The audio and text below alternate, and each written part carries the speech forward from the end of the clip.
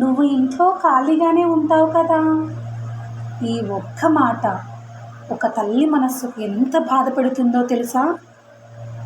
ఒకరోజు ఆ అమ్మ నిజంగానే ఖాళీగా కూర్చుంటే ఆ ఇంట్లో ఏమైందో ఇప్పుడు చూద్దాం. ఒక మధ్యతరగతి కుటుంబంలో లక్ష్మి అనే గృహిణి ఉండేది. ఉదయం నుంచి రాత్రి వరకు వంటలు, బట్టలు, ఇంటి పని, పిల్లల పని, అలా క్షణం కూడా విశ్రాంతి లేకుండా పని చేస్తూనే ఉండేది.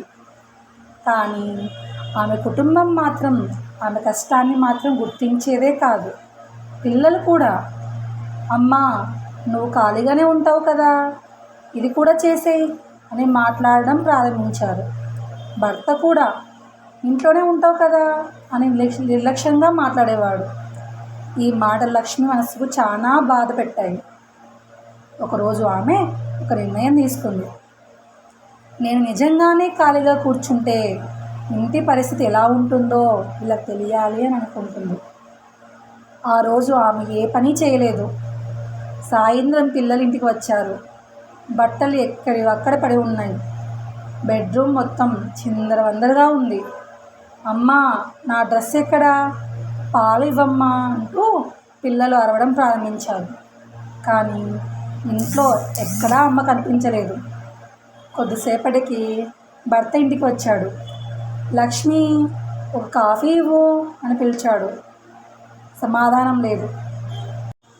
వంటగదిలోకి వెళ్ళి చూశాడు. పాత్రలు అలాగే ఉన్నాయి. ఇంట్లో పని ఏదీ కాలేదు. చివరికి లక్ష్మి గదిలో కూర్చొని ఉండడం చూశారు. అప్పుడు లక్ష్మి ప్రశాంతంగా ఇలా అంది, నేను ఖాళీగా కూర్చుంటే ఇల్లు ఎలా ఉంటుందో మీకు తెలియజేయాలి అనిపించింది అని చెప్పింది. ఆ మాట విన్న వెంటనే వాళ్ళు పిల్లలకు, భర్తకి తమ తప్పు అర్థమైంది. భర్త బాధగా ఇలా అన్నాడప్పుడు, లక్ష్మి మమ్మల్ని క్షమించు, ఇంటి పని ఎంత కష్టమో ఇప్పుడు అర్థమైంది. పిల్లలు కూడా అమ్మా ఇకపై మేము మీకు సహాయం చేస్తాము అన్నారు. అప్పుడు లక్ష్మి ఇలా చెప్పింది, ఇంటి ఇల్లాలికి ఖాళీ అనే మాట అస్సలు ఉండదు. మీ అందరికీ తినడానికి, ధరించడానికి, సంతోషంగా ఉండడానికి ఒక తల్లి రోజంతా కష్టపడుతూనే ఉంటుంది. ఆ రోజు నుంచి ఆ కుటుంబం లక్ష్మిని గౌరవంగా చూడడం ప్రారంభించారు. గృహిణి చేసే పని కనిపించకపోవచ్చు, కానీ ఆమె లేకుండా ఒక ఇల్లు నడవదు.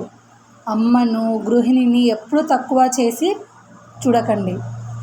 ఈ కథ మీ హృదయాన్ని తాకితే వీడియోకి లైక్ చేయండి. ఇలాంటి మరిన్ని కథల కోసం నా ఛానల్ని సబ్స్క్రైబ్ చేసుకోండి. Thank you.